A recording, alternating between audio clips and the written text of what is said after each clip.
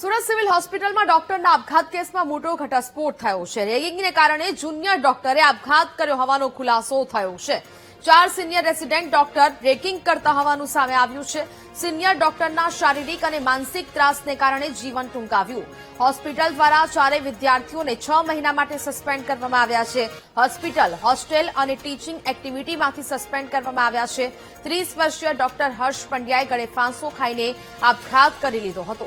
એકના એક દીકરાના મોતથી પરિવારમાં શોકનો માહોલ છવાયો છે. મૃતકના પરિવારજનોએ રેગિંગ કરનારાઓ સામે કાર્યવાહીની માંગ કરી છે.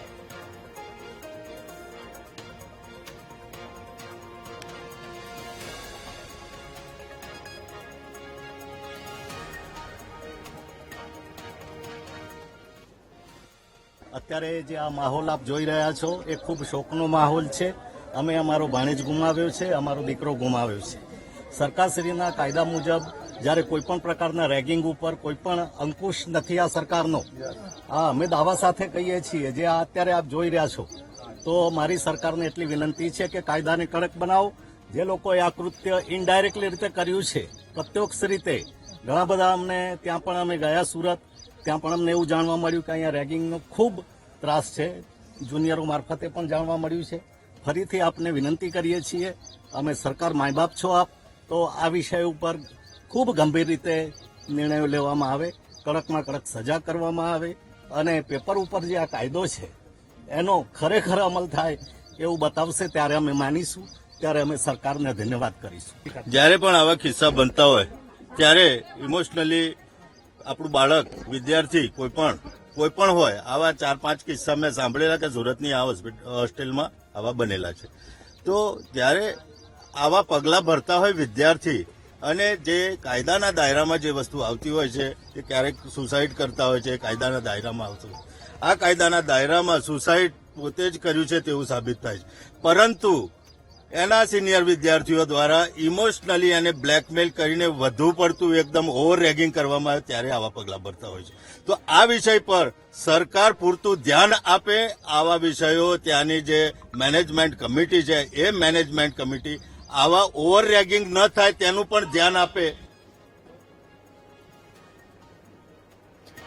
તો રેગિંગ કરનારાઓ સામે હાલ તો કાર્યવાહીની માંગ પરિવારજનો દ્વારા કરવામાં આવી. એકના એક દીકરાના મોતથી પરિવારમાં શોકનો માહોલ છવાયો છે.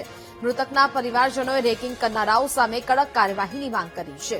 સુરત સિવિલ હોસ્પિટલમાં ડોક્ટરના આપઘાત કેસમાં હવે આ ખુલાસો થયો છે, જ્યાં રેગિંગને કારણે જુનિયર ડોક્ટરે આપઘાત કર્યો હતો.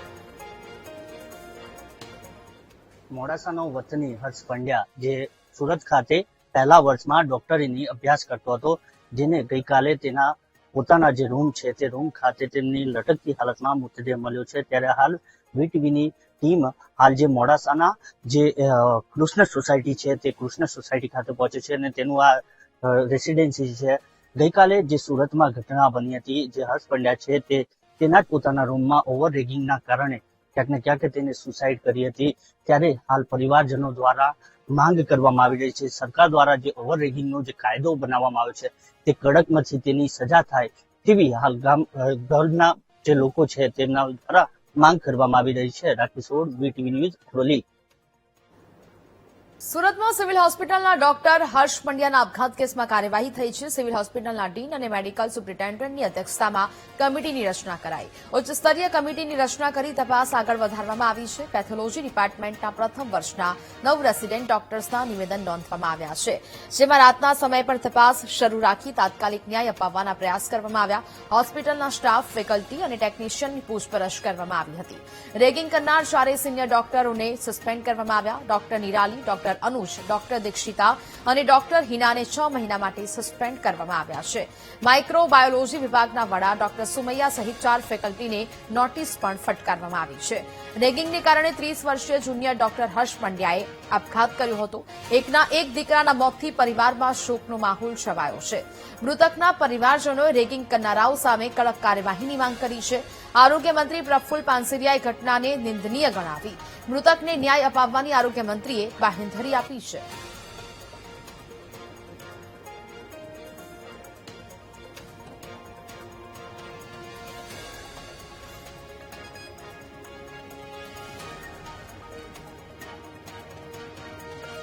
સુરત સિવિલમાં સવારમાં એક કરુણ ઘટના ઘટી. પેથોલોજીની અંદર ભણતા વિદ્યાર્થીએ ફર્સ્ટ યરના વિદ્યાર્થીએ આત્મહત્યા કરી, જે ખૂબ જ કરુણ ઘટના છે. એમને એમના પરિવાર માટે તો વજ્રઘાત સમાનની આ ઘટના છે. ત્યારે તુરંત જ એમની પોલીસ તપાસ, ફોરેન્સિક પીએમ અને પેનલ પીએમ બધી જ બાબતોમાં વૈજ્ઞાનિક ઢબે તપાસ કરીને કોઈ પણ ક્ષતિ ન રહી જાય એમના ન્યાય આપવા માટે એ બધી તપાસ પૂર્ણ કરવામાં આવી છે. મૃતક દીકરાના પિતાશ્રી પણ ડોક્ટર છે.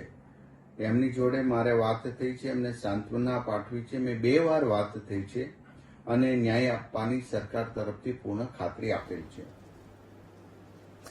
તો જ પ્રકારે સુરત સિવિલ હોસ્પિટલના ડોક્ટર હર્ષ પંડ્યાના આપઘાત કેસમાં કાર્યવાહી થઈ છે, જેમાં સિનિયર ડોક્ટરોના ત્રાસને કારણે જુનિયર ડોક્ટરે આપઘાત કરી લીધો. 4 સિનિયર ડોક્ટરો દ્વારા સતત રેગિંગ કરવામાં આવતું હતું. આ ઘટનાથી હું તમામ દીકરા દીકરીઓ ગુજરાતમાં, તમે સમાજના લાડકા દીકરા દીકરીઓ છો, તમારા મમ્મી પપ્પા સ્વપ્ન વાવીને ભણાવે છે, ત્યારે નાની એવી બાબતમાં કે આવું કંઈ ઘટના ઘટે તો આત્મહત્યા કરવી એ ખૂબ જ ગંભીર બાબત છે. તમારા તો માટે એ ગંભીર છે અને મૃત્યુ પામે છે દીકરો, પરંતુ એમના મમ્મી પપ્પા ઉપર એક આભ ફાટી પડતું હોય છે. હું હજી એક સરકાર તરફથી અને સમાજના એક સામાજિક કાર્યકર્તા તરીકે પણ અને મંત્રી તરીકે હું વિનંતી કરું છું, દરેક દીકરા દીકરીઓ, તમને કંઈ પણ પ્રશ્ન હોય તો અમને ડાયરેક્ટ એ મોકલજો અથવા તો અમને મળજો. ચોક્કસ તમને ન્યાય મળશે. સંવાદદાતા ધ્રુવ વધુ વિગતો સાથે લાઈવ જોડાયા છે. ધ્રુવ, સુરતમાં સિવિલ હોસ્પિટલના ડોક્ટર હર્ષ પંડ્યાએ આપઘાત કરી લીધો, એટલે કે દિવસે ને દિવસે ગુજરાતમાં પણ હવે આવી રેગિંગની ઘટના એ ખૂબ જ ગંભીર વિષય કહી શકાય, જેને કારણે એટલે કે સિનિયરોના ત્રાસને કારણે એક જુનિયરે આપઘાત કરવો પડે. અત્યારે શું કાર્યવાહી થઈ રહી છે ધ્રુવ?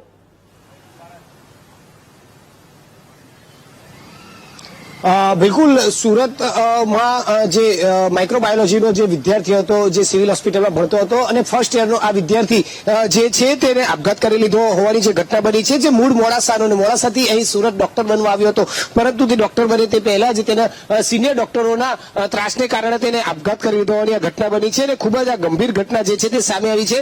રેગિંગ કરાયું હોવાની સ્પષ્ટ જે છે તે ખાતરી થઈ છે, જેમાં સુરત નવી સિવિલ હોસ્પિટલના ડોક્ટર જે હર્ષ પંડ્યા છે તેના આ આપઘાતને લઈને મોટી કાર્યવાહી અત્યારે કરવામાં આવી હોવાનું સામે આવ્યું છે, જેમાં રાત્રે 8:30 વાગ્યાથી લઈને સવારે 4 વાગ્યા સુધી આ જે મેડિકલ ગવર્નમેન્ટ કોલેજ છે તેની અંદર મેરેથોન બેઠક ચાલી હતી અને તેમાં ખાસ કરીને આ બેઠકમાં સ્ટાફ, જે એ ફેકલ્ટીનો જે સ્ટાફ હોય છે, સ્ટાફ પછી ફેકલ્ટીના કર્મચારીઓ અને ટેકનિશિયનોની સઘન પૂછપરછ હાથ ધરવામાં આવી હતી.